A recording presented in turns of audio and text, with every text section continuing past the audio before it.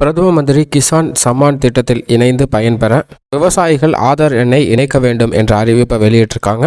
வேளாண் உதவி இயக்குனர் அறிவுறுத்தல் என்னவென்று பார்த்தால், தமிழ்நாட்டில் பிரதம மந்திரி கிசான் சம்மான் திட்டத்தில் நிதி பிப்ரவரி 2019 ஆண்டு முதல் வழங்கப்பட்டு வருகிறது. இந்த திட்டத்தின் மூலம் சொந்தமாக நிலம் வைத்திருக்கக்கூடிய விவசாயிகளுக்கு உதவித்தொகையாக 4 மாதத்திற்கு ஒரு முறை 2000 ரூபாய், அதாவது ஆண்டிற்கு 6000 ரூபாய் 3 தவணைகளில் விவசாயிகளுக்கு வழங்கப்படுகிறது. அந்த தொகை நேரடியாக வங்கி கணக்கிலே செலுத்தப்படுகிறது. இந்த திட்டத்தில் தொடர்ந்து விவசாயிகள் பயன்பெறுவதற்கு ஆதார் எண்ணை உறுதி செய்ய வேண்டியது அவசியமாகிறது என்பதை அறிவிச்சிருக்காங்க. நடப்பு ஆண்டில் 13வது தவணையாக, அதாவது 2022 டிசம்பர் முதல் 2023 மார்ச் முடிய உள்ள காலகட்டத்திற்கு தவணை தொகை PM கிசான் இணையதளத்தில் தங்களது ஆதார் எண்ணை உறுதி செய்த பயனாளிகளுக்கு மட்டுமே வழங்கப்படும் என்ற அறிவிப்பை மத்திய அரசிடமிருந்து வெளியிட்டுள்ளனர்.